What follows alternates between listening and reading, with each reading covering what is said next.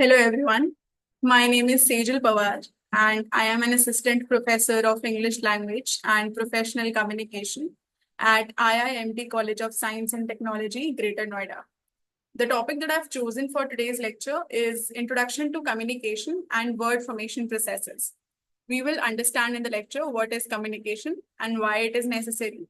Along with that, we will also look at how a word is formed and the various word formation processes that can be used in order to formulate a word. In the beginning, I would like to start by giving a brief introduction to communication so that it is easier to understand why word formation processes are so crucial for the same. So the word communication comes from the Latin word communicare, which means to share, to impart, or to commune, or in other words, giving or sharing of information. There are numerous definitions of communication available to us today, but in simple terms, communication is the process of exchanging information, ideas, thoughts, feelings, or messages between individuals or groups through various means such as spoken or written words, non-verbal signals, and digital platforms. We know that communication is an interactive process and it is not passive.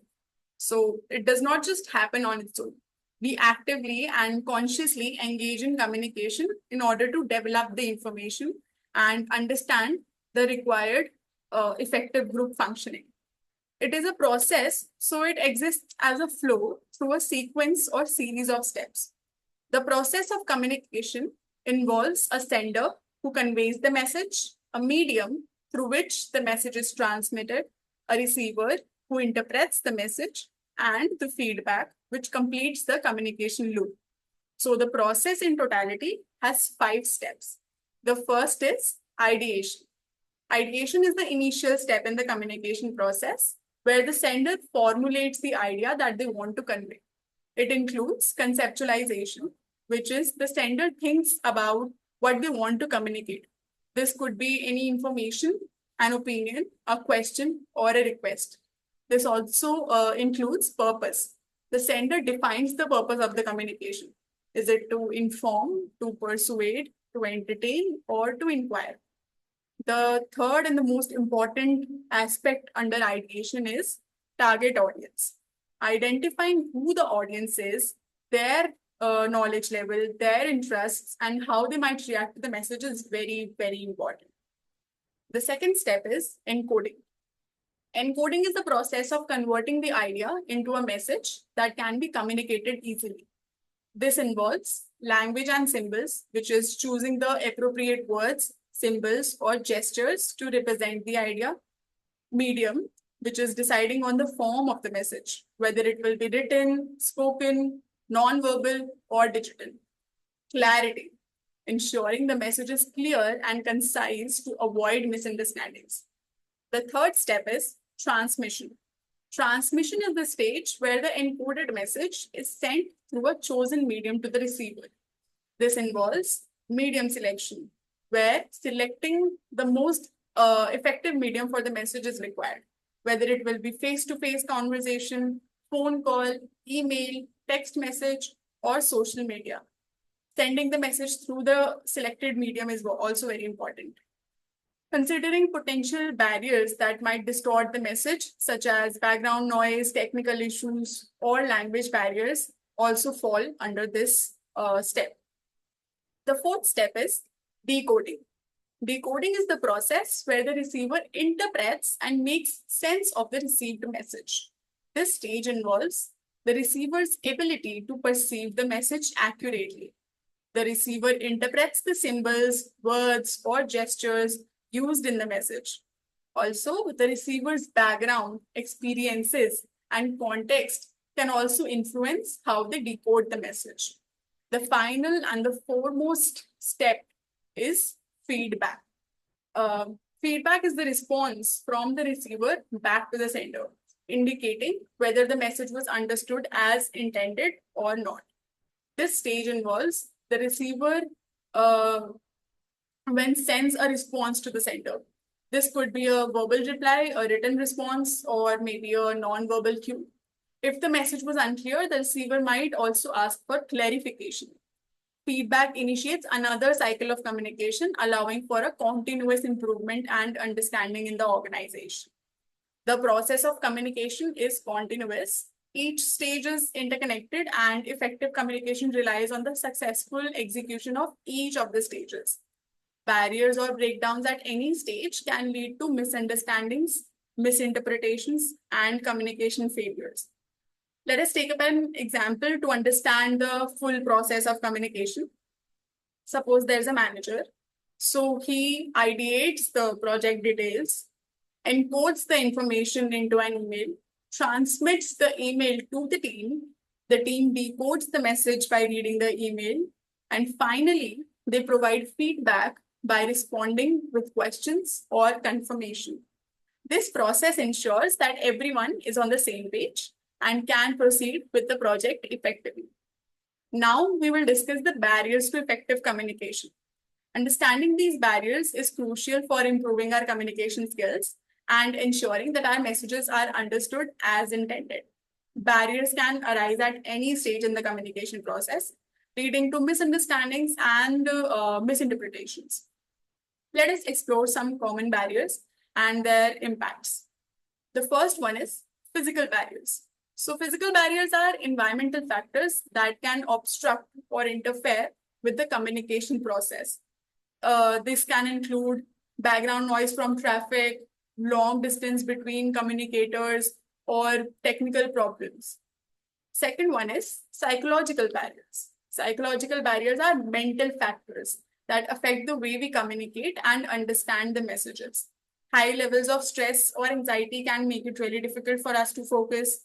Personal biases or prejudices can also disrupt the communication process, and strong emotions such as anger, sadness, or excitement can cloud our judgment and hinder effective communication. The third is semantic barriers. Semantic barriers arise from the differences in the interpretation of words and symbols. For example, variations in language and vocabulary can lead to misunderstandings, especially in multicultural settings, or using specialized language or industry-specific jargons can also confuse those who are not familiar with the terms and the implications of those terms. And the fourth is cultural barriers. Cultural barriers stem from the differences in cultural norms, values, and expectations. For example, an American manager may view direct eye contact as a sign of confidence, while a Japanese employee might interpret it as disrespectful. This cultural difference can lead to discomfort and miscommunication in their interactions. The fifth one is organizational barriers. Organizational barriers are obstacles related to the structure and functioning of an organization. For example, in a company with a strict hierarchical structure, lower level employees may feel intimidated or hesitant to share their ideas or concerns with upper management, leading to a lack of innovation and unresolved issues. The sixth is interpersonal barriers. Interpersonal barriers are obstacles that arise from the relationships between individuals.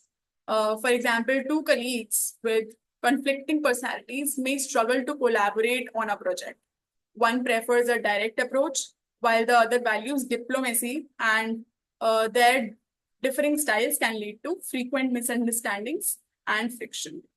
So we have understood that effective communication is very important for understanding collaboration and building relationships in both personal and professional contexts.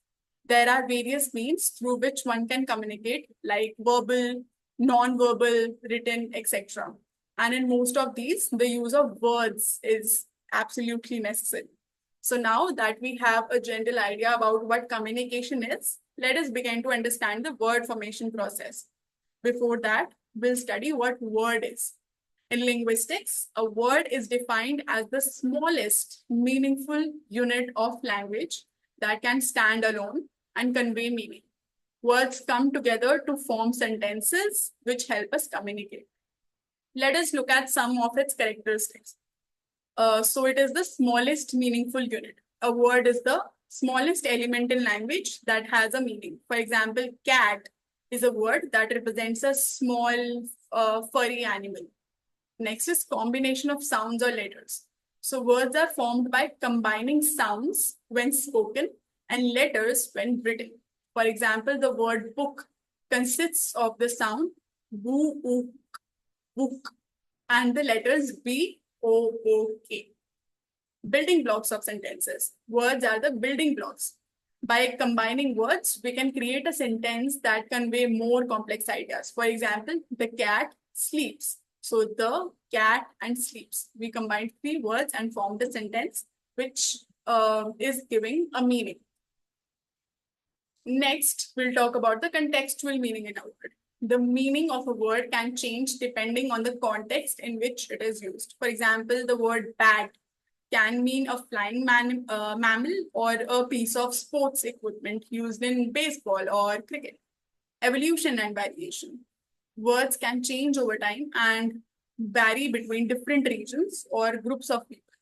New words are created and old words may fall out of use. For example, selfie is a relatively new term which refers to a self-taken photograph which was not there earlier. I hope you have understood all that we have discussed till now. Moving forward, we will now finally look at the word formation processes. Word formation processes are the methods by which new words are created in a language. These processes reflect the dynamic nature of language and its ability to evolve and adapt over time. Here are the primary word formation processes that we'll discuss. The first is derivation, which is creating new words by adding prefixes, suffixes, or infixes to existing words, often changing meaning or word class. I have written down some of the examples. The base form, which is appear, has turned into a new word by adding dis, which is a prefix to it. It becomes disappear. Justice becomes injustice by adding the prefix in. Lighten becomes enlighten. Friend becomes friendship when we add the suffix ship. Happy becomes happiness. The next is back formation. Back formation, when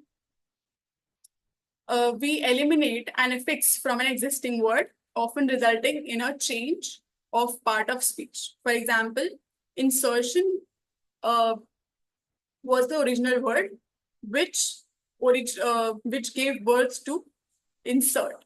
Donation from donate.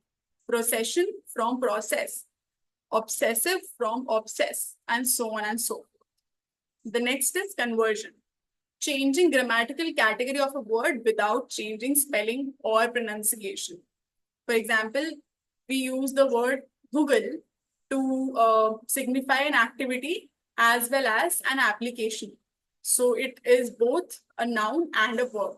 We can also use Google in terms like in sentences like, please Google it for me. So here it is a verb. Can you please check it on Google? Here it is a noun. Email can be to email as well, host to host. And we can also use verbs as nouns, for example, to hope, hope, to cover, cover, to increase, increase. Next is compounding. Combines two or more words to form a new word with a distinct meaning.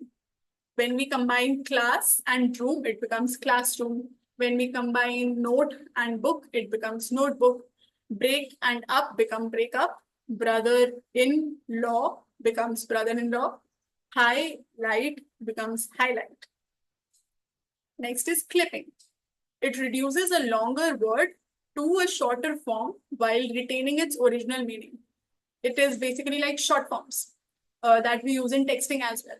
Advertisement becomes ad, photograph becomes photo, telephone becomes phone, influenza becomes flu, cable telegram becomes cablegram. The sixth one is blending. Merges parts of two words to create a new word. This is proper Gen Z word formation process, blending. We use breakfast plus lunch, which is brunch. Biographical plus picture is biopic. Motor plus hotel is motel. Spanish plus English is Spanglish. Telephone plus marathon is telethon. Next is abbreviation. Shortening a word or phrase, often to a few initial letters or a recognizable short form. Like we use MR for Mr. and MS for Miss or MISS for Mistress. Doctor के लिए we use DR. Department for department we use DEPT. And for Bachelors of Arts we use BA.